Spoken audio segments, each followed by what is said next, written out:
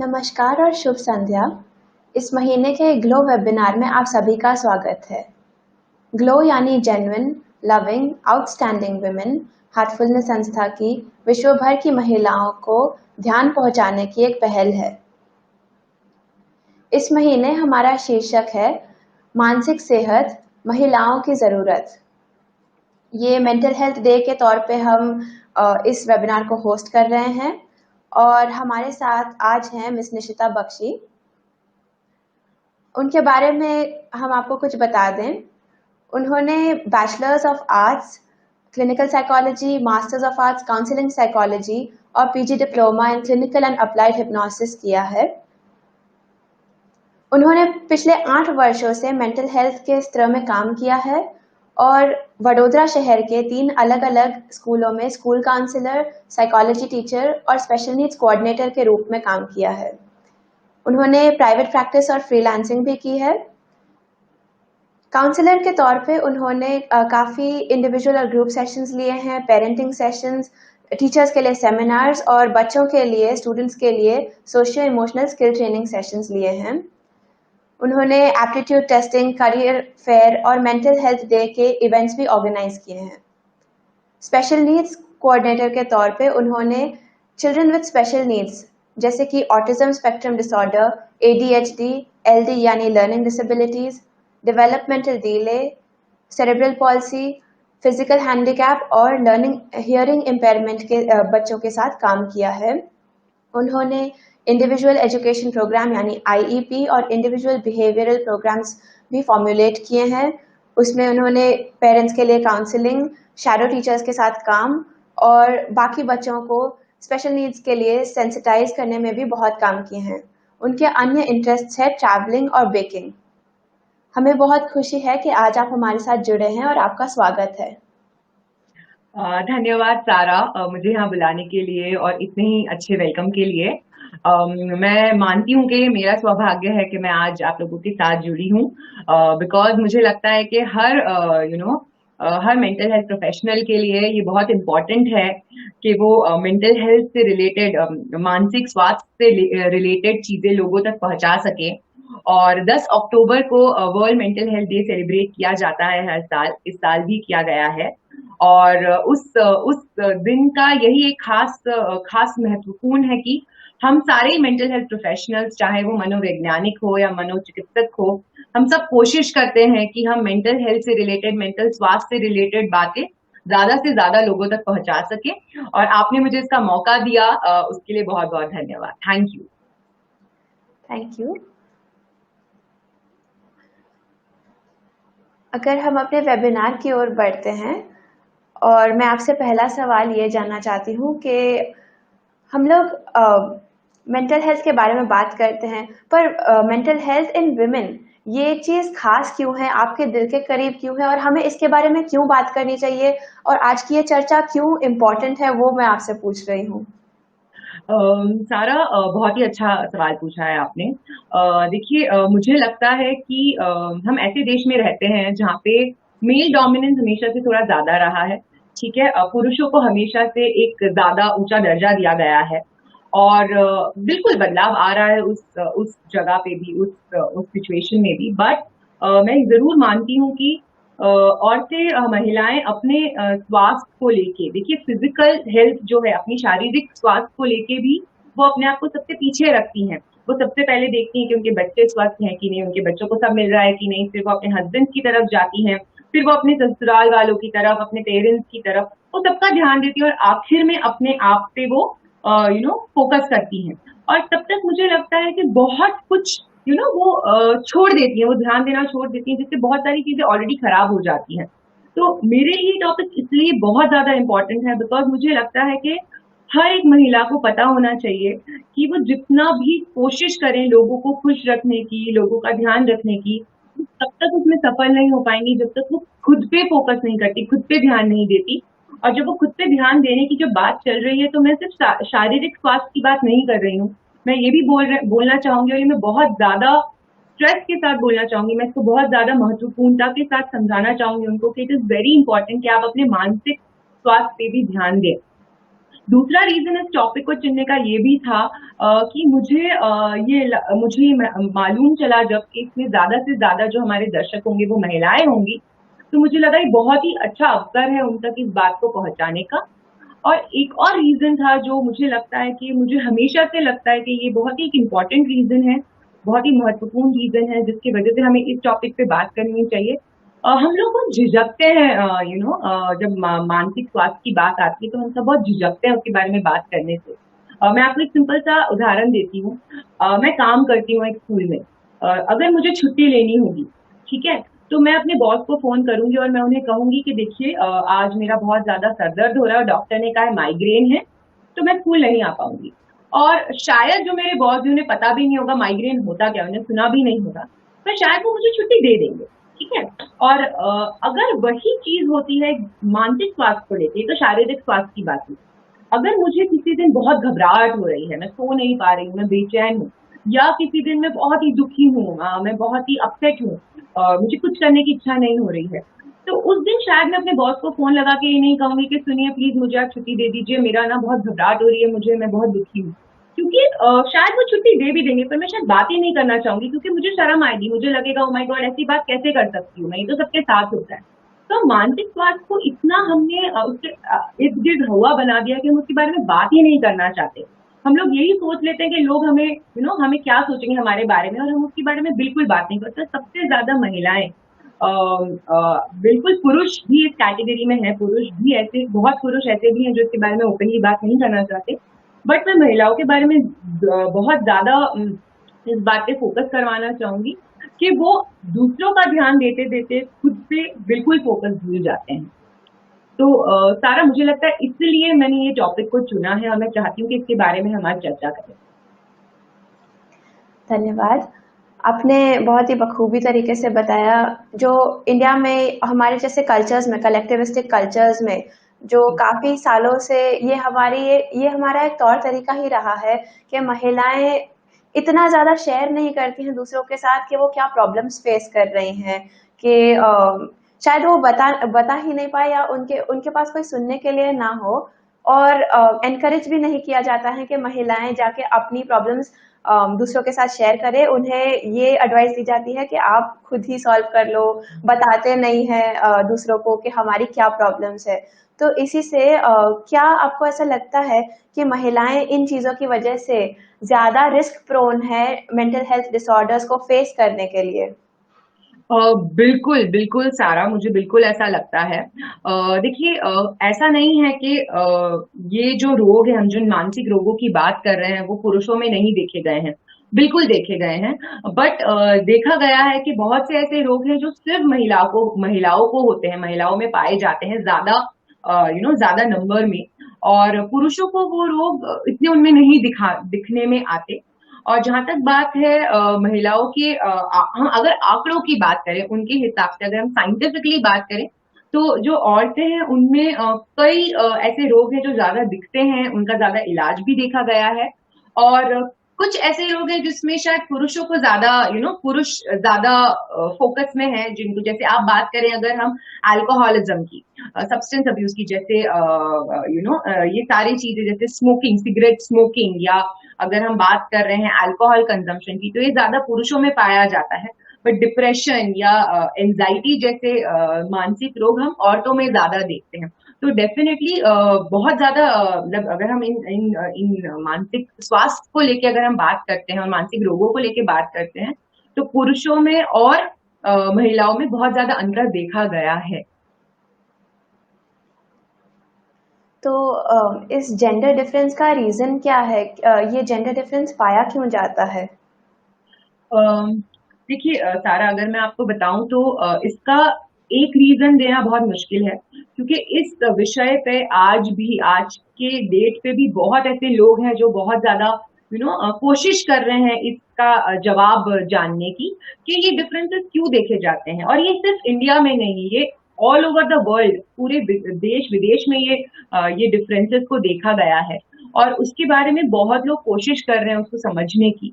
But आज भी मैं ये कहूंगी कि हमारे पास इतना डेटा अवेलेबल नहीं है। पर जितना भी मैंने पढ़ा है, जितना भी मैंने रीड किया है, उससे ये पता चलता है कि ये हमारी बनावट पे नहीं है, ये इस वजह से नहीं है कि हम औरत हैं, वो पुरुष हैं, ऐसा नहीं है। ज्यादा से ज्यादा जो रीजंस हैं वो है सामाजिक, ये सामाजिक रीजंस हैं जिनके वजह से हम लोग औरतें ज्यादा प्रोन है, औरतों को ये सारे डिसऑर्डर ज्यादा होते हैं पुरुषों के कंपैरिजन में। और मैं उन रीजंस में अगर आपको सबसे ज्यादा जो जो हम लोग जिनसे आप भी बहुत रिलेट करेंगे, और आई एम वेरी श्योर हमारे सारे दर्शक रिलेट करेंगे, वो ये है कि हम लोग, जैसे आपने भी शुरुआत में कहा था सारा, कि औरतें ज्यादा उनको इतनी फ्रीडम नहीं दी गई है, वो ज्यादा बोलते नहीं है, वो झिझकते हैं, और उनको एक रिस्पॉन्सिबिलिटी दे दी गई है कि आप करता धरता हो घर के, यू आर द केयरर, आपको ध्यान रखना है सबका। तो जब वो लोगों का ध्यान रख रहे हैं तो वो खुद पे ध्यान ही नहीं दे पा रहे हैं। और इसलिए एक छोटी सी चीज जिस पर अगर आपने पहले दिन से ही गौर दे दिया होता, अगर आपने उस पर वर्क कर लिया होता, तो शायद वो 10 दिन बाद उतनी बड़े परेशानी के रूप में सामने नहीं आता। बट बिकॉज ये महिलाएं सारी बिजी होती हैं घर का ध्यान रखने में, अपने बच्चों का ध्यान रखने में, वो अपने आप पे बिल्कुल फोकस नहीं करती हैं, और वही छोटी सी चीज बहुत कुछ कुछ दिनों बाद, कुछ समय बाद बहुत बड़ी बन जाती है। अगर हम दूसरा एक मतलब एक अगर हम बात करें एक फैक्टर की, तो वो दूसरा फैक्टर ये होगा कि अगर हम इसी लाइन में बात करें, तो मल्टीटास्किंग एक औरत से उम्मीद की जाती है कि वो बहुत सारी चीजें एक साथ मैनेज करे, जैसे कि वो काम भी करे पर वो घर का ध्यान भी रखे, वो अपने बच्चों का भी ध्यान रखिए, वो घर का खाना भी बनाए। और मैं ये नहीं कह रही हूँ कि इन सब चीजों में चेंज नहीं आ रहा है, ठीक है, मैं बहुत सारे क्लाइंट से मिलती हूँ, मैं मेरे घर में बहुत उदाहरण देखती हूँ कि ये सारी चीजें बदल रही हैं, बट आज भी एक बहुत बड़ी पॉपुलेशन के लिए सारी चीजें वैसी की वैसी ही हैं। अगर मैं बात करती हूँ तो मेरे कितने क्लाइंट्स ऐसे हैं जिनके जो खुद बहुत अच्छा कर रहे हैं, मतलब मेरी बहुत सारी महिला क्लाइंट्स ऐसी हैं जो बहुत अच्छा कमा रही है, बहुत ही अच्छी पोस्ट पे हैं, और सेम उनके हस्बैंड्स भी, उनके उनके हस्बैंड्स भी बहुत ही अच्छा कर रहे हैं अपने अपने वर्क जोन में, वो बहुत अच्छा कमा रहे हैं, अच्छी पोस्ट पे हैं। बट जब घर की रिस्पॉन्सिबिलिटी आती है तो वो वाइफ की रिस्पॉन्सिबिलिटी है बच्चों की देखभाल करना, घर की ग्रोसरीज लाना, अपने इन लॉज का ध्यान रखना। तो मल्टीटास्किंग में ज्यादा रिस्पॉन्सिबिलिटीज हमेशा एक वुमेन उठाती है, ज्यादातर हाउस होल्ड्स में। अगर हम दूसरे रीजंस की बात करें तो जो शोषण है, फिजिकल, शारीरिक, मानसिक, ये ज्यादा से ज्यादा औरतें उसके प्रोन होती हैं, ठीक है। महिलाओं को उस शोषण से ज्यादा गुजरना पड़ता है, चाहे वो शारीरिक हो, सामाजिक हो, या फिर इमोशनल हो, मानसिक हो। और बहुत वक्त ऐसा आता है जब उनको कोई मदद नहीं मिलती है सही वक्त पे। देखिए, अगर आप किसी घाव पे तुरंत मलहम लगा देते हैं तो वो घाव जल्दी भरने लगता है, पर अगर अगर आप उसको वैसे ही छोड़ देते हैं, वो धीरे धीरे धीरे धीरे और प्रॉब्लम्स क्रिएट करने लगता है, वो इन्फेक्शन क्रिएट कर सकता है। सेम वे में अगर आप अब्यूज है, जैसे अगर मैंने मैंने एक क्लाइंट से मैं मिल रही थी जिनके हस्बैंड उन्हें बहुत ही सरकास्टिक रिमार्क्स देते थे, बहुत ही उनकी निंदा करते थे उन्हीं के सामने, उन्हीं के बारे में बहुत सारी चीजें उन्हीं के सामने उनको मुंह पे बोल देते थे, और सोचते भी नहीं थे उन्हें कैसा लगेगा। और वो इतने साल चला कि एक वक्त के बाद मेरी क्लाइंट से बिल्कुल बिल्कुल she was not able to, वो बिल्कुल अपने ऊपर कंट्रोल नहीं कर पाती थी, वो हर छोटी छोटी बात पे रोने लगती थी, बीमार हो जाती थी। तो बिकॉज उनको सही वक्त पे हेल्प नहीं मिली, जब वो मेरे पास आई तब तक ऑलरेडी 10-12 साल बीत चुके थे। तो बिकॉज ये जो शोषण है उसको ज्यादातर औरतें फेस करती हैं, और उनको मदद नहीं मिलती, इसलिए ये सारी चीजें उनके लिए और नासुर बन जाती हैं और वो और तकलीफ देने लगती हैं। और इसकी वजह से उनको जो डिसऑर्डर्स है, मानसिक रोग है, वो होने के चांसेस ज्यादा बढ़ जाते हैं। अगर हम और रीजंस की बात करें तो देखिए, जो अगर आप देखेंगे तो आपको पता चलेगा कि बहुत सारे लोग हैं जो औरतों को सपोर्ट नहीं पहुंचा पाते। जैसे हमने देखा होगा कि एक रेप विक्टिम को लोग ये पूछते हैं कि आपने कैसे कपड़े पहने थे, या आप क्यों इतना लेट बाहर थे, या आप क्यों अपने फ्रेंड को नहीं लेके गए, या इतनी रात को गए क्यों। हम लोग सोशल सपोर्ट नहीं दे पाते विक्टिम्स को, और महिलाओं को सबसे ज्यादा उस चीज से गूंजना पड़ता है, उन लोगों को उस चीज को सहन करना पड़ता है। तकलीफ भी वही लोग सहन करते हैं। जैसे अगर हस्बैंड है, अगर वो मार रहा है, तो कोई ऐसा बोल देता है कि अरे तुमने कुछ किया होगा इसलिए तुम्हें मार पड़ी। तो कोई सपोर्ट नहीं दे पाता, उनकी सहेलियां नहीं होती, बिकॉज एक एज के बाद जब फैमिली स्टार्ट हो जाती है तो उतना सोशल सपोर्ट फ्रेंड से नहीं मिलता, उतना सामाजिक जो सपोर्ट चाहिए हमें, पेरेंट्स उतना सपोर्ट नहीं देते, ये कह के कि बेटा वो तुम्हारा घर है तुम डील करो। और because of lack of support इतना सब कुछ उनके दिमाग में चल रहा होता है, वो किसी से उस चीज को बयान नहीं कर पाते। तो उसके वजह से भी उनके चांसेस, मानसिक स्वास्थ्य उनकी खराब होने के चांसेस बहुत बढ़ जाते हैं। और दूसरी एक चीज देखी गई है कि औरतें, जो महिलाएं हैं, वो पुरुषों की तरह अपने अपने इमोशंस को बाहर नहीं निकालती। जैसे कि, और ये मैं देखिए, ये मैं बहुत ही जनरल बात कर रही हूँ, मैं एक पर्सन स्पेसिफिक बात नहीं कर रही हूँ। ये जो ज्यादातर देखा गया उसके बारे में बात कर रही हूँ मैं। तो जो ज्यादातर पुरुष हैं, जब वो जब वो गुस्से होते हैं, तो या जब वो परेशान होते हैं, समझिए, तो वो अपना अपने अपने फीलिंग्स को कैसे बयां करते हैं, शायद गुस्सा करके या डांट के किसी को। पर महिलाएं क्या करती हैं, वो ऐसे जब वो दुखी होती हैं तो वो खुद पे गुस्सा निकालती हैं, जैसे कि सेल्फ हार्म करना, हाथ काटना, और अपने कोई अपने आप को तकलीफ पहुंचाना, भूखे रखना। तो औरतें ज्यादातर सेल्फ हार्म कर खुद खुद को नुकसान पहुंचाती हैं, और जो पुरुष हैं वो अपना गुस्सा बाहर की तरफ निकालते हैं, औरतें अपना गुस्सा अंदर ही पी जाती हैं। इसके वजह से भी उनको मानसिक रोग, उनकी मानसिक रोगों से संपर्क करने का चांस बहुत बढ़ जाता है। तो आई थिंक सारा ये कुछ ऐसे रीजंस है, मुझे लगता है कि यू नो जिसकी वजह से औरतें ज्यादा प्रोन है। और दूसरी तरफ अगर हम ये बात करें पुरुषों की, तो पुरुष हेल्प सीकिंग बिहेवियर्स में जाते ही नहीं है। अगर पुरुषों को कोई प्रॉब्लम होती है तो वो सोचते भी नहीं है कि उन्हें किसी के पास जाके मदद लेनी है। औरतें उस मामले में बहुत ही, आई वुड से, बहुत ही ज्यादा बेहतर है कि वो अपनी परेशानियों को मौका मिलने पर, सपोर्ट मिलने पर जरूर बताती है, पर पुरुष बताते नहीं है। तो इसलिए भी शायद क्योंकि जानकारी नहीं आती पुरुषों के पास से, हमें पता नहीं चलता कि उनको क्या प्रॉब्लम्स है। और औरतों के बारे में हमें ऑलरेडी बहुत जानकारी है, इसलिए हमें शायद ये भी हम ये कह सकते हैं कि इसलिए भी शायद ये बहुत बड़ा मेजर डिफरेंस दिखता है। बट फिर भी मैं कहूंगी कि इसमें, इस विषय पे बहुत जानकारी की आज भी जरूरत है, ताकि हम और अच्छे से लोगों की मदद कर पाए, जेंडर बेसिस पे हम लोगों की मदद कर पाए। सारा, ओवर टू यू। तो जैसा कि आपने बोला कि महिलाएं 10-12 साल के बाद हेल्प सीख करती हैं, यानी कि उनका ब्रेकडाउन काफ़ी सालों से शुरू हो चुका है और वो उसी में ऑलरेडी काफ़ी डिसऑर्डर्स फेस कर रही हैं। तो बिल्कुल। जैसे हमने नाम सिर्फ डिप्रेशन का सुना है, एक तो बात यह है कि आपने बोला कि जब पुरुष गुस्सा होते हैं वो बाहर निकालते हैं गुस्सा, यानी अग्रेशन। जब लोग खुद पे निकालना शुरू करते हैं, खुद की निंदा करना शुरू करते हैं, तो वो डिप्रेशन में बदल जाता है। पर हम आजकल बहुत ही लूजली यूज कर रहे हैं डिप्रेशन का वर्ड। मैं थोड़ी सी अपसेट हो गई, मैंने बोला मैं डिप्रेस्ड हो गई हूँ, और इसी वजह से हम एक्चुअल डिप्रेशन को काफी लाइटली लेते हैं। तो ये भी बात है कि डिप्रेशन अकेला डिसऑर्डर नहीं है जो हो सकता है, एंजाइटी, पीटीएसडी बहुत हैं। तो हम बिल्कुल। आपसे ये जानना चाहेंगे कि महिलाएं कौन से डिसऑर्डर से त्रस्त होती है नॉर्मली, और उनके बारे में अगर आप कुछ बता सके हमें। बिल्कुल सारा, आपने बिल्कुल सही कहा है कि हम लोगों को ना, हमने हमने इन इन चीजों का नाम सुना है। और मैं मानती हूँ कि थोड़ी जानकारी बहुत खतरनाक हो सकती है, ये बहुत ही लोग पहले से बात करते हुए आ रहे हैं। पर हम क्या करते हैं ना, हम कुछ सुनकर उसके बारे में और जानने की कोशिश नहीं करते। हमें जो जैसे मिलता है हम उसे वैसे अडेप्ट कर लेते हैं।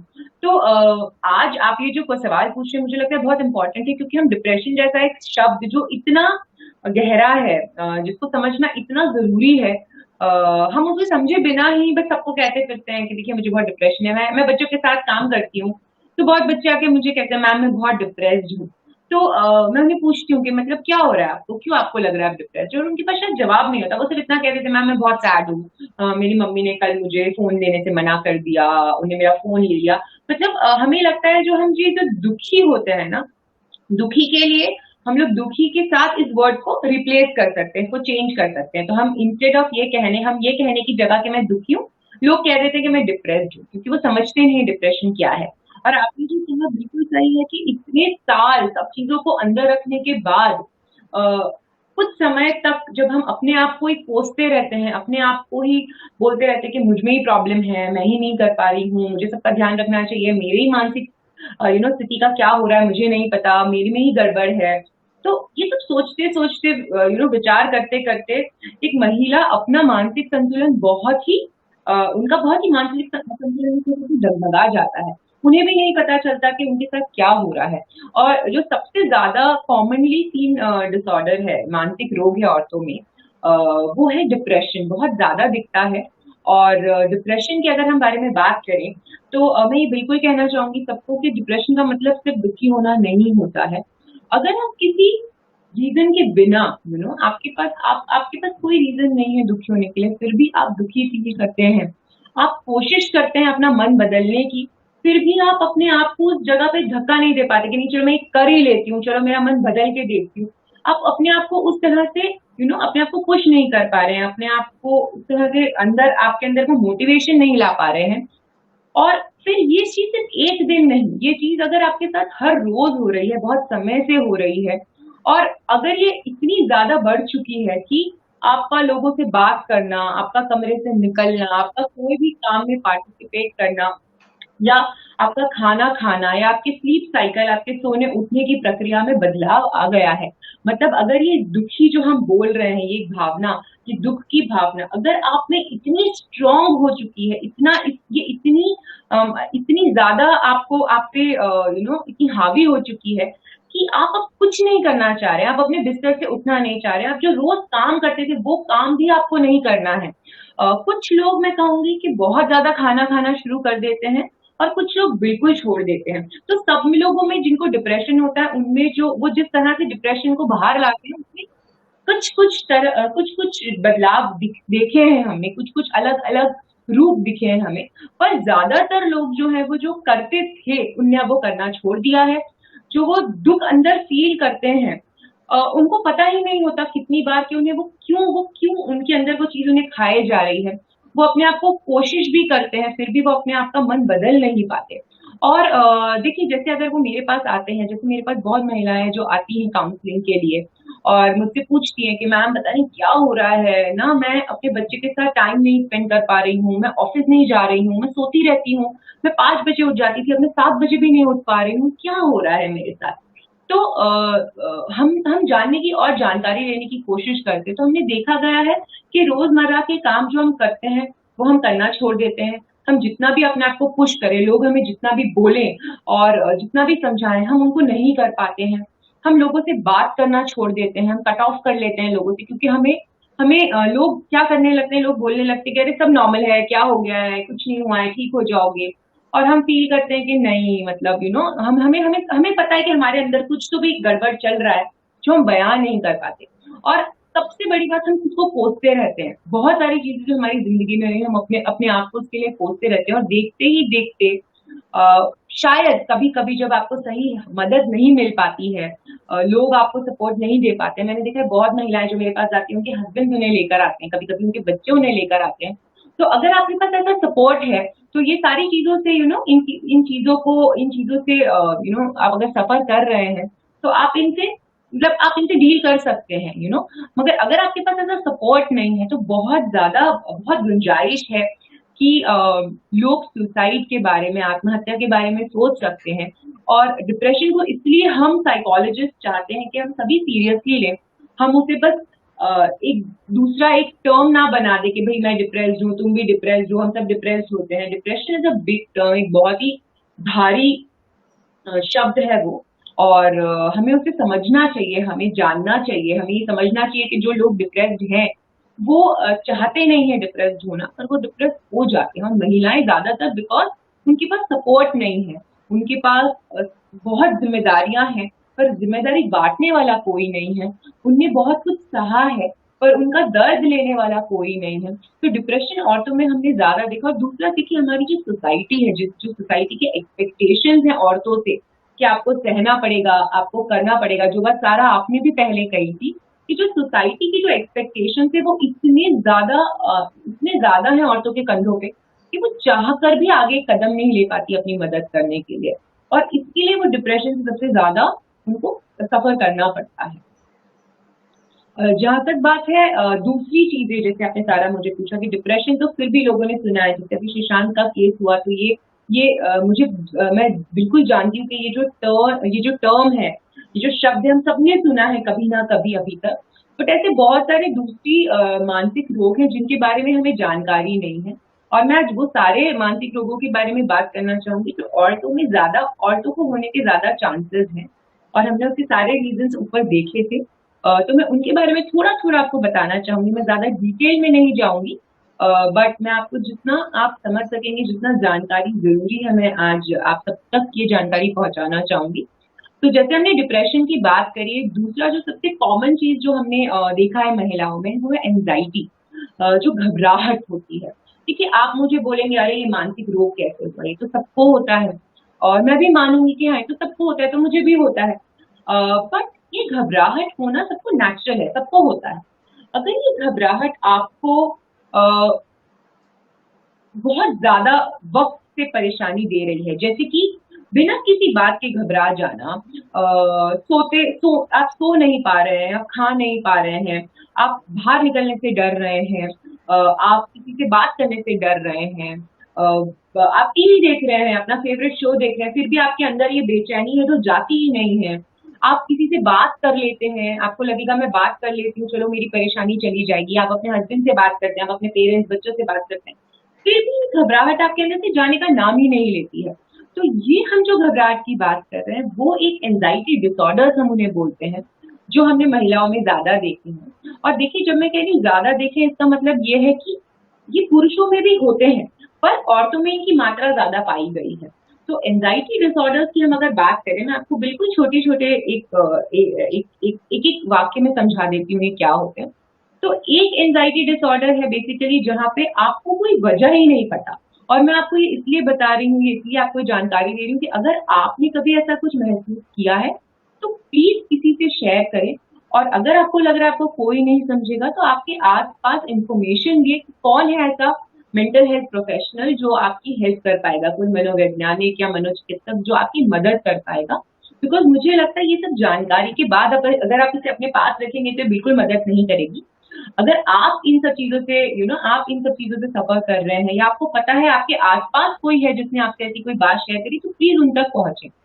तो एंजाइटी की जब हम बात करते हैं, घबराहट की जब हम बात करते हैं, तो कुछ लोगों को ऐसा ऐसा उन लोगों ने महसूस करते हैं वो, कि बिना किसी बात के, बिना किसी वजह के, हाँ, उन्हें हमेशा ही घबराहट रहती है। मतलब वो बैठे हैं तो उनके दिमाग में चिंता, और चिंता किस चीज को लेके, वो कोई भी चीज हो सकती है। वो उनका खाना क्या बनाएंगे घर में आज, मेड आएगी कि नहीं आएगी, अच्छा रात को मैंने अगर खाना बना और ये चीज कम पड़ गई तो, मतलब ये सारी चीजें शायद हुई भी नहीं है या कभी होंगी भी नहीं, फिर भी वो उस चीज से घबराती रहते हैं, और वो अपने आप से कंट्रोल नहीं कर पाते, वो अपने थॉट्स को कहीं और चैनलाइज नहीं कर पाते। और ये घबराहट उनके अंदर हमेशा बनी रहती है। इसे हम कहते हैं जनरलाइज्ड एंजाइटी डिसऑर्डर, जिसमें आपके पास कोई एक वजह नहीं है घबराहट की। मतलब आप चिंता की चिंता कर रहे हैं कि भाई ऐसा हो गया तो क्या करूंगी, वैसा हो गया तो क्या करूंगी, जो शायद शायद कभी होगा भी नहीं। अगर हम दूसरे किसी डिसऑर्डर, दूसरे एंजाइटी डिसऑर्डर की बात करें, तो हम उन्हें पैनिक अटैक बोलते हैं। पैनिक अटैक्स बेसिकली बहुत कम समय के लिए आते हैं, बहुत ही कम समय के लिए आते हैं, शायद 5-10 मिनट। और उसमें एक वजह होती है, जैसे कि देखिए मान लीजिए कि हर आपके घर में कोई एक सदस्य रोज 8 बजे ऑफिस से घर आ जाता है, ठीक है। और आज पहली बार ऐसा हुआ है कि वो 8 बजे की जगह 7:15 तक घर नहीं पहुंचे हैं, और ये पहली बार हुआ है।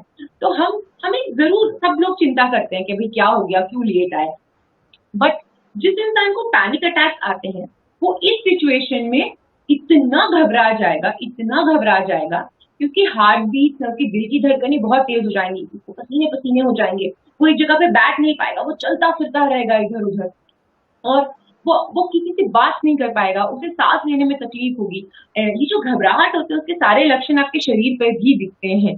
तो पैनिक अटैक में बेसिकली वो 5-10 मिनट उस इंसान के लिए काटना इतना मुश्किल होता है। और लोग ज्यादातर कहते हैं कि पैनिक अटैक आने के वक्त वो लोग सांस नहीं ले पाते, और इसलिए वो और घबरा जाते हैं। जैसे मेरी एक बच्ची है, वो अभी क्लास 12वीं में पढ़ रही है, और उसे पैनिक अटैक्स आते हैं। उसके उसके पास एक वजह होती है इन अटैक के आने की, और ये अटैक उसको 7 से 8 मिनट तक कभी कभी आते हैं, और वो 7 से 8 मिनट तक वो सांस नहीं ले पाती है। ठीक है, उसे कोई प्रॉब्लम नहीं है ब्रीदिंग से रिलेटेड, उसका स्वास्थ्य, शारीरिक स्वास्थ्य बहुत अच्छा है। पर जब उसे पैनिक अटैक आता है, उन 7 से 8 मिनट के लिए वो सांस नहीं ले पाती है।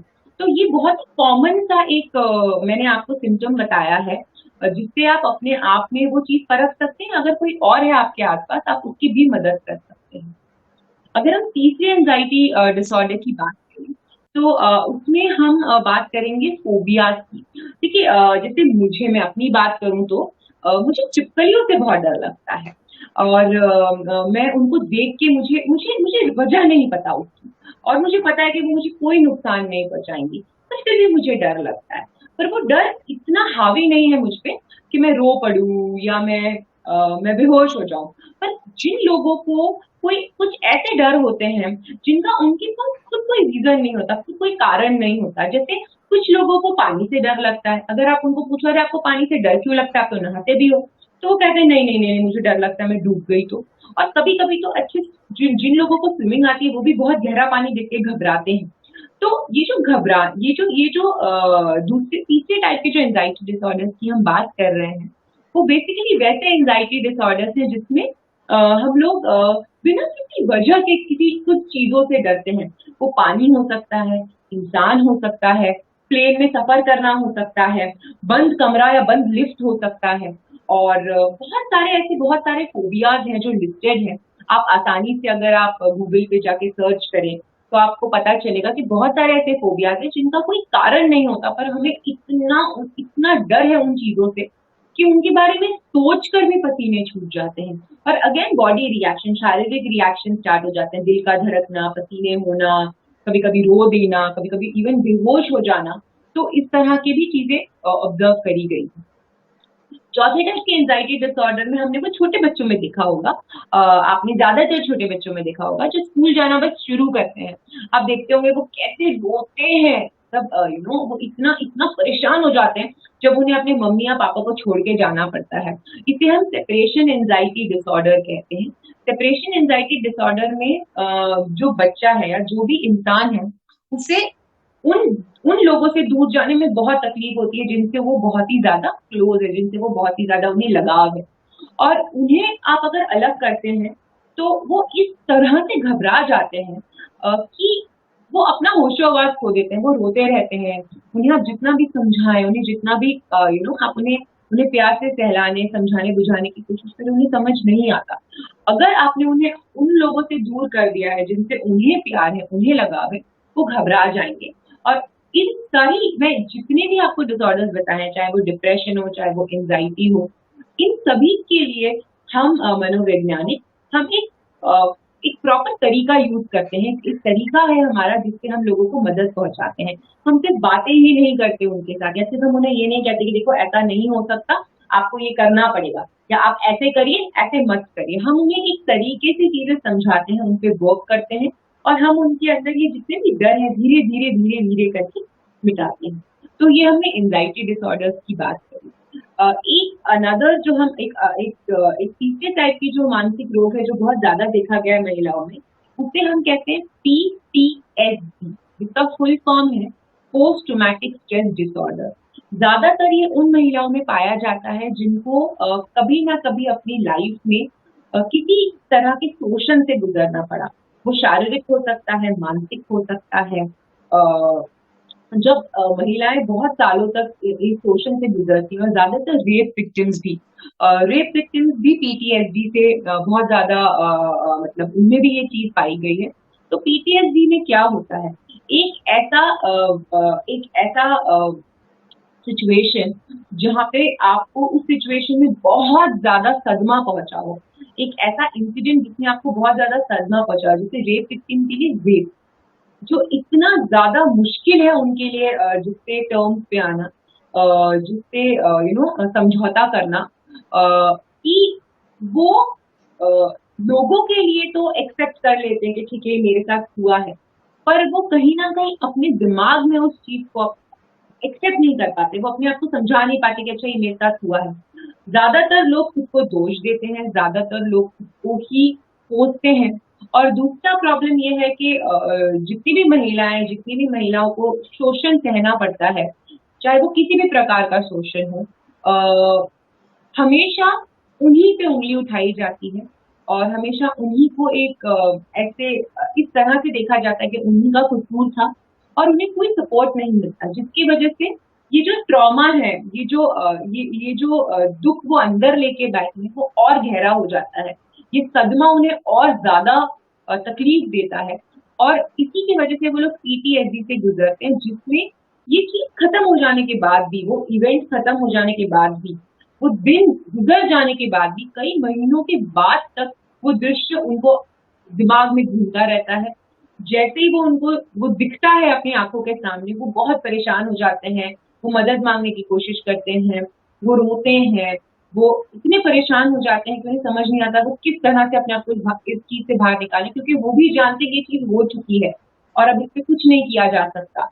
बट फिर भी वो अपने आप को समझा नहीं पाते और इस पर्टिकुलर डिसऑर्डर में भी, इस पर्टिकुलर मानसिक रोग में भी उन तक मदद पहुंचाना बहुत जरूरी है और उनको ये समझाना बहुत जरूरी है कि उनकी गलती नहीं है। अगर आपके आसपास ऐसे लोग हैं जो शोषण से गुजर रहे हैं, जो खुद को खुद की निंदा करते हैं, खुद ही पे दोष देते हैं, तो बहुत जरूरी है कि आप उनसे जाके बात करें, उन्हें समझाएं कि वो मदद लें, वो खुद को ना कोसें, क्योंकि जब तक आप खुद को ही ब्लेम करते रहेंगे, आप प्रॉब्लम का सोल्यूशन नहीं निकाल पाएंगे। आप एक एक क्या बोलते हैं, एक कोई फ्रूटफुल रास्ता नहीं निकाल पाएंगे प्रॉब्लम का। तो बहुत जरूरी है कि आप क्या प्रॉब्लम है, वो क्यों हो रही है, उसको देखें और अपना रास्ता बनाने की कोशिश करें। तो जो पांचवा डिसऑर्डर है जिसके बारे में हम बात करेंगे, वो है ईटिंग डिसऑर्डर। अब अगर आप देखेंगे तो आस पास आप हर जगह पे ये पाएंगे कि हमारी सोसाइटी एक औरत के शारीरिक रूप को बहुत ही ज्यादा इम्पोर्टेंस देती है, महत्वपूर्ण मानती है कि वो ऊंची होनी चाहिए, गोरी होनी चाहिए, लंबी होगी, काले बाल होंगे, लंबे बाल होंगे और जरा सी भी चर्बी अगर आपके शरीर पे ज्यादा है तो आपको एक दूसरे रूप में देखा जाता है। लोग शादी तो दूर की बात है, लोग मैंने देखा है कि दोस्त भी नहीं बनाते हैं।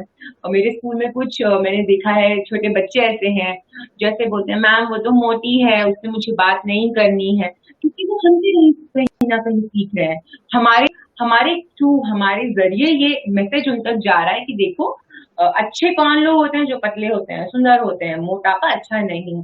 तो हम बॉडी पे बहुत फोकस करते हैं और उसी के वजह से हम देखते हैं कि महिलाओं में ज्यादातर ये ईटिंग डिसऑर्डर्स आते हैं। ईटिंग डिसऑर्डर्स दो तरह के होते हैं। पहला है एनोरेक्सिया नर्वोसा।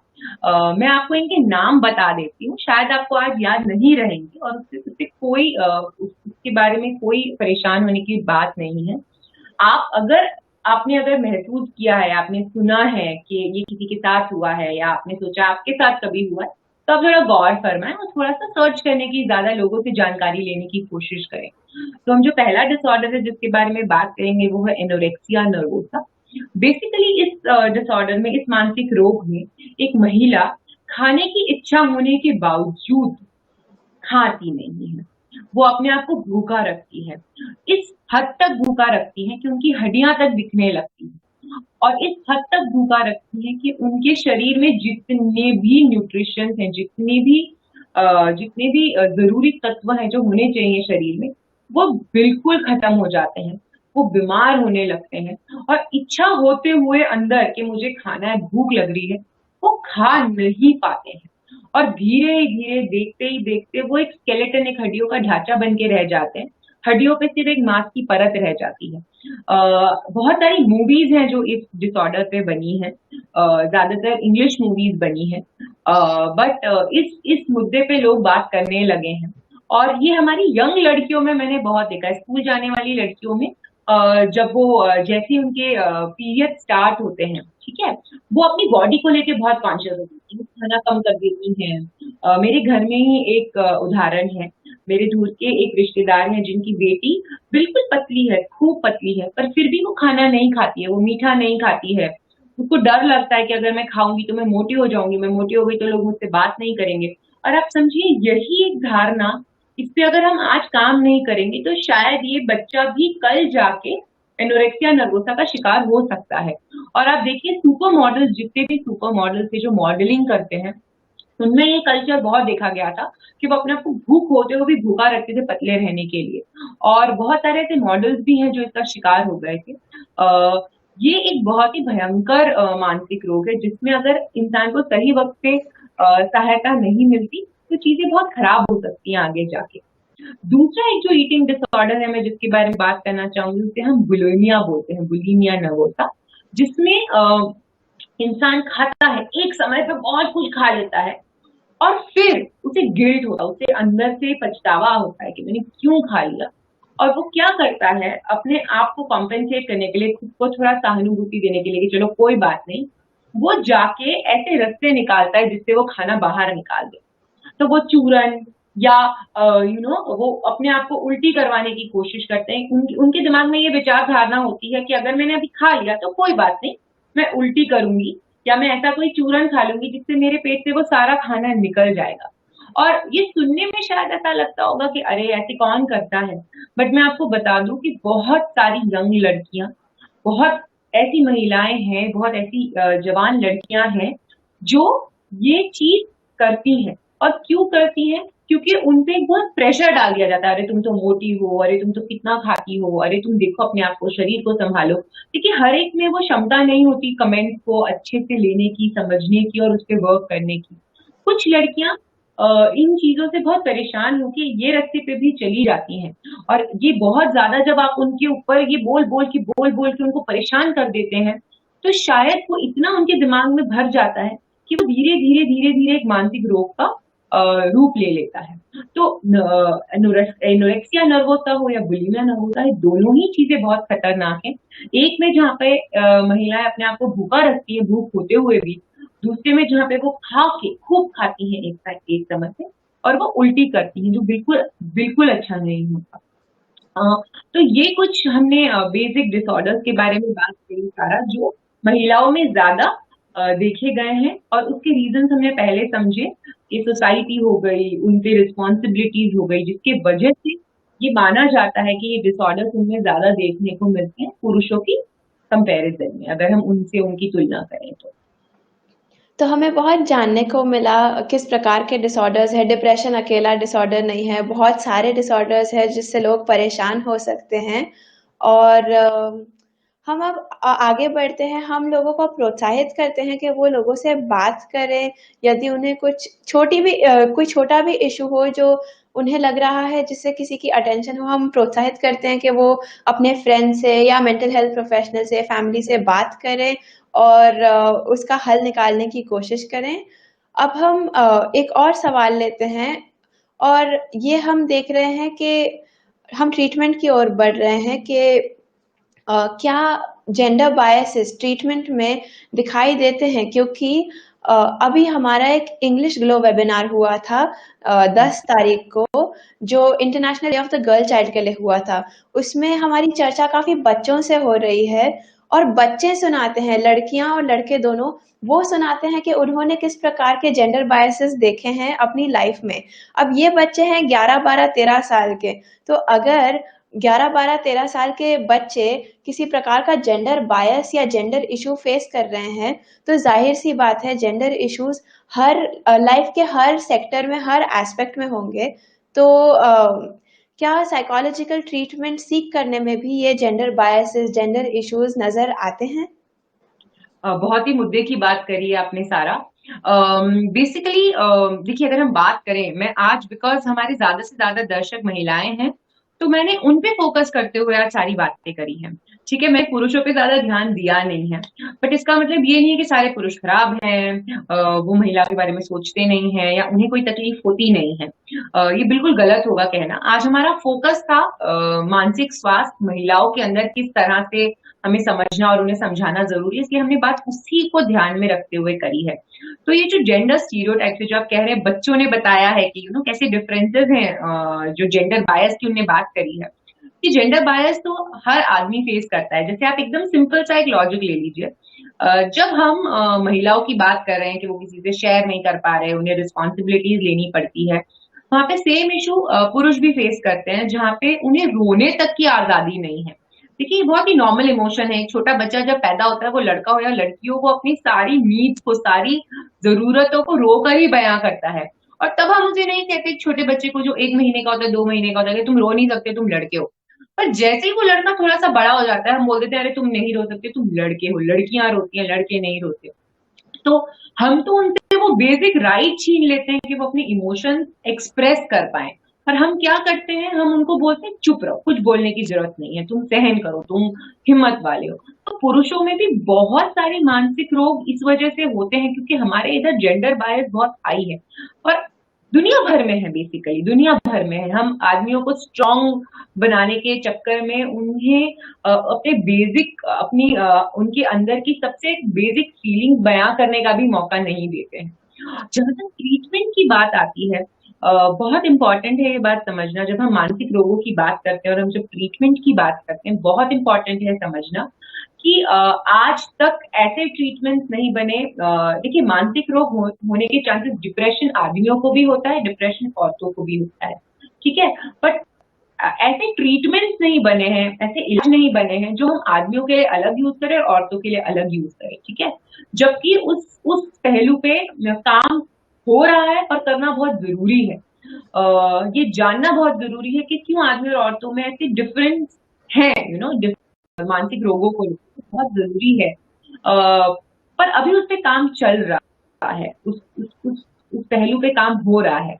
पर ये देखा गया है कि अ, रोग पहचानने में, मानसिक रोग पहचानने में डॉक्टर्स बहुत बार चूक हो जाती है डॉक्टर्स से, मनोचिकित्सक से, ये पहचानने में कि आदमियों को कोई मानसिक रोग है कि नहीं। वो औरतों में आसानी से पहचान लेते हैं क्योंकि आदमी खुलकर बोलते नहीं है। बहुत बहुत बड़ी तकलीफ है कि वो खुल के मदद नहीं मांगते और डॉक्टर्स तक वो बात पहुंचती नहीं है। तो वो किस तरह से बता पाएंगे कि आदमी किस रोग से गुजर रहा है। औरतें जब वो जाती हैं, वो डॉक्टर्स के पास जाती नहीं है, ठीक है, मदद लेने। पर अगर वो एक बार चली जाती हैं तो वो खुल के सारी बात आगे ले आती हैं और फिर उनको मदद पहुंचाना बहुत आसान हो जाता है। आदमियों में वो चीज थोड़ी सी अलग है, क्योंकि उनका दुनिया को देखने का नजरिया अलग है, उनकी परवरिश अलग है, उनसे उम्मीदें अलग हैं समाज की। तो आदमी जब एक डॉक्टर के पास जाते हैं, वो बहुत कम जाएंगे, बहुत ही कम जाते हैं, बहुत ही कम पुरुष हैं जो मदद लेते हैं। जो लेते हैं वो इनिशियली कुछ वक्त जब वो मिलते हैं डॉक्टर से अपने, तब वो उनको खुल के अपनी प्रॉब्लम्स बयान नहीं करते हैं, वो अपने अंदर रखते हैं। औरतों का अलग है, इसलिए उनमें जो पहचान है मानसिक रोग की जल्दी होती है और उनको सोल्यूशन जल्दी मिलता है। आदमियों में वो पहचान ही लेट होती है, इसलिए उनको जो ट्रीटमेंट है, जो उनको मदद मिलती है डॉक्टर्स के से, वो लेट मिलती है। तो ट्रीटमेंट में बहुत फर्क है और अभी भी बहुत काम करना बाकी है इस फील्ड में, बिकॉज बहुत जरूरी है कि हम आदमियों को और औरतों को अलग वे में ट्रीट करें। पर मैं इस वक्त ये बताना चाहूंगी कि बहुत जरूरी है कि हम आज के सेशन से ये एक सीख लें कि अगर कोई प्रॉब्लम है हमें, तो हम उसके बारे में खुल के बात करें। अगर हमने जितनी भी चीजें आज डिस्कस करी हैं, अगर आपको वो अपने आसपास किसी में दिख रही हैं, आपकी बेटी हो सकती है, बेटा हो सकता है, हस्बैंड हो सकते हैं, इन लॉज हो सकते हैं, पेरेंट्स हो सकते हैं, अगर आप वो चीज किसी में देख रहे हैं, तो बिल्कुल संकोच ना करें और उनसे जाके पूछें कि देखो, मुझे लग रहा है तुम्हें कोई तकलीफ है, तुम्हें है क्या, तुम मुझे खुल के बताओ। शायद एक बार नहीं, 2 बार बोले। पर आप आज के सेशन के बाद, आज के इस वार्तालाप के बाद, मुझे लगता है हमें जरूर ये हमें हमें ये तय कर लेना चाहिए कि हम लोगों से बात करेंगे मानसिक स्वास्थ्य के बारे में, और आदमियों को, अपने बेटों को, अपने भाइयों को पुश करेंगे, उन्हें प्रोत्साहन देंगे कि देखो, अगर तुम्हें कोई तकलीफ है तो प्लीज जाके बात करो। अगर तुम्हें रोना आ रहा है तो रो दो, कोई तकलीफ नहीं है उस चीज में। तो मुझे लगता है कि तभी हम जाके एक ऐसे वक्त पे पहुंचेंगे, एक ऐसा वक्त आएगा जब आदमियों और औरतों को, दोनों को समान रूप से हम मदद पहुंचा पाएंगे, अगर हम उनमें कोई मानसिक रोग को पहचानते हैं। तो सारा, मुझे लगता है कि बहुत लंबा सफर है इधर, बट धीरे धीरे अगर हम सब कोशिश करें तो हम मदद पहुंचा सकते हैं, सही वक्त पे सही तरीके की मदद पहुंचा सकते हैं। धन्यवाद। ये बहुत ही इम्पोर्टेंट पॉइंट था कि हम पूरे वेबिनार में महिलाओं के बारे में बात कर रहे थे और आदमियों को भी इस चीज़ की बहुत ज़रूरत है कि हम उन्हें सपोर्ट करें। एज़ ह्यूमैनिटी हम सबको सपोर्ट करें, सबके लिए वेलनेस एक्टिविटीज़ प्रमोट करें और हार्टफुलनेस की जो सारी एक्टिविटीज़ हैं वो वेलनेस ओरिएंटेड है, जो रिलैक्सेशन है, मेडिटेशन है, क्लीनिंग प्रोसेस है, वो सब वेलनेस की ओर बढ़ रहे हैं। हार्टफुलनेस वेलनेस का एक पूरा पोर्टल है जिसमें वेलनेस रिट्रीट्स होती है, जहाँ खुद पे फोकस करके सेल्फ रिफ्लेक्शन का टाइम दिया जाता है। हम हर एज के लोगों के लिए सेवाएं हमारी उपलब्ध हैं, निशुल्क हैं। और हार्टफुलनेस हमेशा लोगों की वेलनेस के लिए काम करता है। ये साइकोलॉजिकल हेल्प लेना भी लोगों के लिए ज़रूरी है जब हमें कुछ प्रॉब्लम है जिसका हम सामना नहीं कर पा रहे हैं, हम दोस्तों से बात करते हैं, ये सब चीज़ें बहुत अच्छी हैं, बहुत ज़रूरी हैं। और कैसे मेडिटेशन या अपने ऊपर फोकस करना भी बहुत ज़रूरी है, क्योंकि इनसे हम कुछ चीज़ें प्रिवेंट कर सकते हैं। शायद कुछ चीज़ें प्रिवेंट ना हो पाए और शायद बहुत सारे प्रिवेंट हो जाएं। तो इसी के साथ हम हार्टफुलनेस के एक एक्सपीरियंशियल सेशन की ओर बढ़ते हैं। बिल्कुल सारा। अ, हम हार्टफुलनेस का रिलैक्सेशन और मेडिटेशन करेंगे। इसके लिए आप आराम से बैठ जाएं और आंखें बंद कर लें।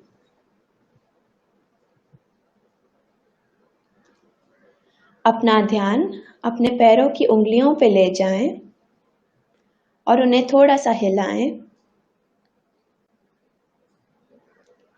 महसूस करें कि धरती की ऊर्जा आपके पैरों से अंदर आ रही है और आपके पैरों की उंगलियां, पैरों के तलवे, आपकी हील्स, एंकल्स को बिल्कुल आराम पहुंचा रही हैं।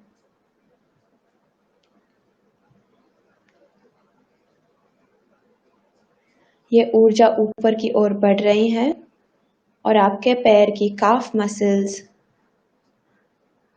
आपके घुटने आराम महसूस कर रहे हैं।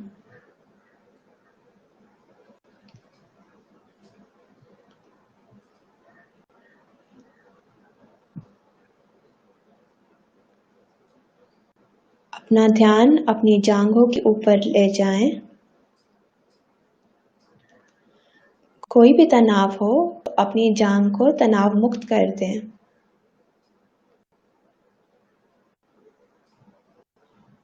ऊपर से लेके नीचे तक ये पैर पूरी तरह से रिलैक्स्ड हैं।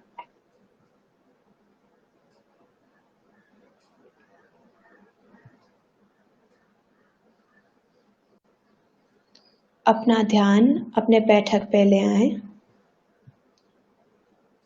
और उसे आराम दीजिए।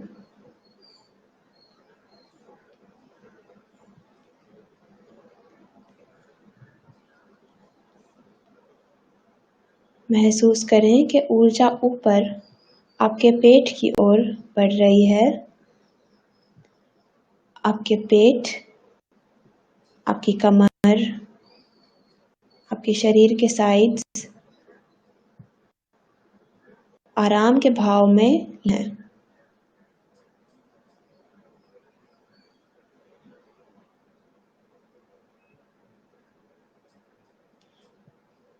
अपना ध्यान अपनी छाती की ओर ले आएं। गहरी सांस लें और उसे छोड़ दें।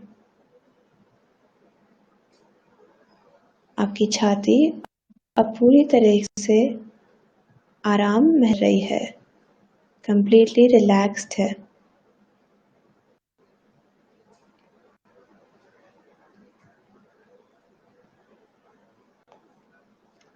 अब अपना ध्यान अपने पीठ के नीचे हिस्से पे ले जाएं।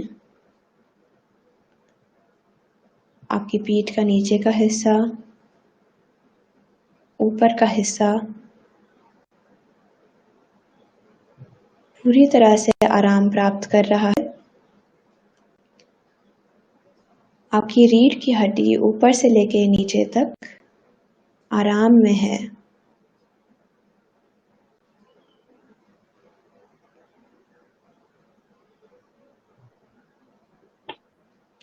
अब अपना ध्यान अपने कर ले आएं।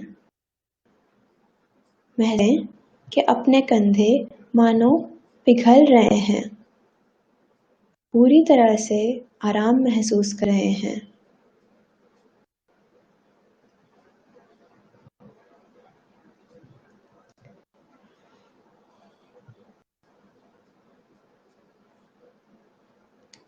धरती की ये ऊर्जा आपकी बाहों से होते हुए आपकी कोहनी, आपके हाथों का नीचे का हिस्सा, आपकी हथेली और उंगलियों के अंत तक पूरे हाथ को आराम दे रही है।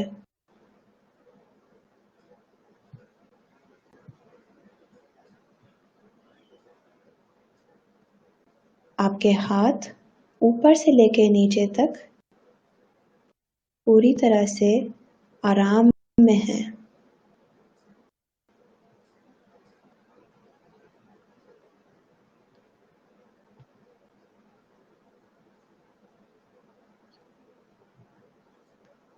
अब अपना ध्यान अपने गले पे ले आएं। कोई भी तनाव हो उसे जाने दीजिए।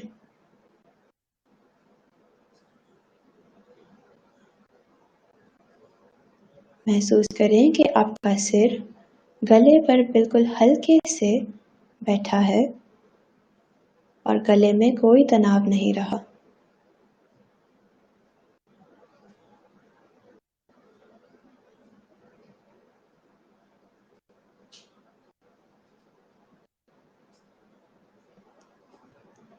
धरती की ऊर्जा आपके चेहरे की ओर बढ़ रही है। आपके होठ, आपके गाल, आपका जबड़ा, नाक, कान, आँख सबको आराम दे रही है। आपकी आँखें बिल्कुल हल्के से बंद हैं। अब अपना ध्यान अपने सिर के शिखर पे लाएं। आपका फोरहेड, आपका माइंड आराम के सुखद एहसास में विलीन है।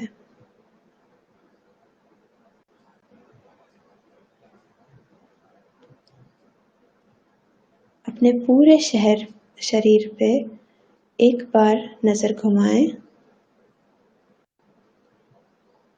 और देखिए यदि कोई भी बॉडी पार्ट में टेंशन रह गया हो उसे रिलीज कर दीजिए, उसे आराम दीजिए।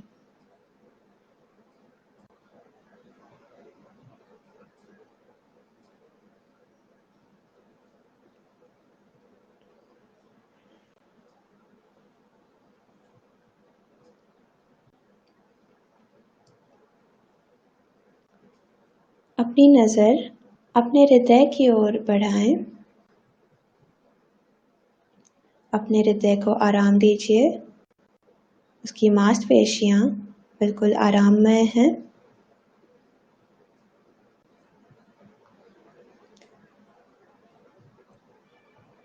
आपका हृदय प्रेममय और प्रकाशित है।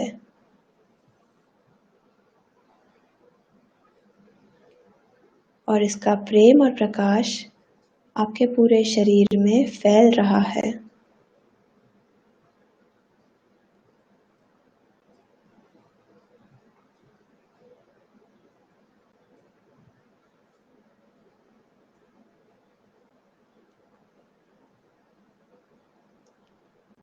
हृदय पर ही ध्यान रख के हम ध्यान का अनुभव करेंगे। आप यह विचार दीजिए कि दिव्य प्रकाश मेरे हृदय में उपस्थित है और मुझे अपनी ओर आकर्षित कर रहा है। Divine light is present in my heart and is pulling me towards it. यदि कोई दूसरे विचार आए उन्हें इग्नोर कीजिए और सौम्य भाव से अपना ध्यान पुनः हृदय पे ले आएं।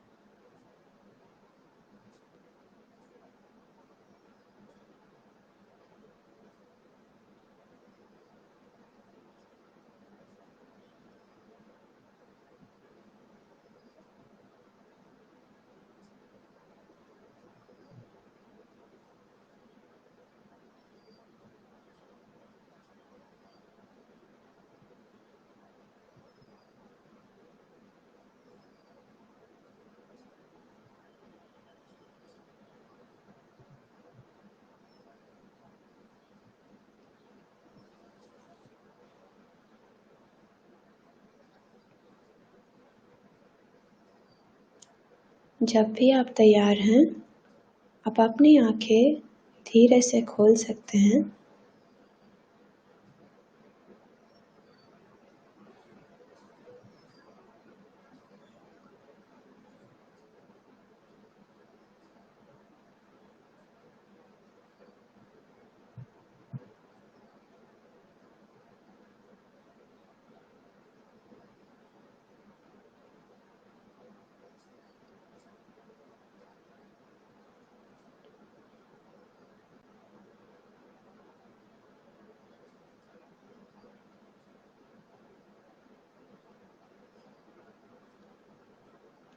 आपको ये सेशन कैसा लगा? क्योंकि आप पहले भी कई हार्टफुलनेस सेशंस का पार्ट ले चुके हैं। आपके स्कूल में जब सेशंस हुए थे, आपने इंस्पायर टीचर ट्रेनिंग में भी पार्ट लिया है, तो आपको कैसा लगा है हार्टफुलनेस के साथ ये सेशन संबंध? सारा, फर्स्ट ऑफ ऑल ये सेशन ही इतना रिलैक्सिंग था और इस सेशन के जरिए मुझे वो पुराने वाले सारे सेशंस याद आ गए। अद्भुत होता है एक्सपीरियंस, मैं ये कह सकती हूँ। और आज जैसे मेरे लिए बहुत ज्यादा आसान था बिकॉज प्रैक्टिस है, तो आज का सेशन बहुत ही ज्यादा रिलैक्सिंग था। मेरा एक्सपीरियंस हार्टफुलनेस के साथ बहुत अच्छा रहा है। इसलिए मैं और मेरा जो इंस्टीट्यूट है, मैं जहाँ पे काम करती हूँ, हम सभी लोग बहुत जरूरी मानते हैं मेडिटेशन को और हार्टफुलनेस की प्रैक्टिस को। और मुझे लगता है कि धीरे धीरे धीरे धीरे हम जितना इसको हम जितना इसको अपनाएंगे उतना हमारे लिए बेटर है। मेरा एक्सपीरियंस हमेशा अच्छा रहा और आज भी बहुत अच्छा रहा। I am very relax, very very relax. तो thank you for the session Sara, thank you so much. धन्यवाद कि आप हमसे आज जुड़े हैं, आपने अपना वक्त निकाला है। और सब ऑडियंस को तहे दिल से धन्यवाद कि आप देख रहे हैं ये। और उम्मीद है कि आप अगले सेशंस में भी हमारे साथ जुड़ेंगे। इस वेबिनार के अंत में कुछ रिसोर्सेज हमने अटैच किए हैं। यदि आप हार्टफुलनेस से जुड़ना चाहते हैं, आप हमसे संपर्क करना चाहते हैं, तो हमारी सारी डिटेल्स उस लिंक में उस MP3 में उपलब्ध हैं। धन्यवाद और शुभ रात्रि।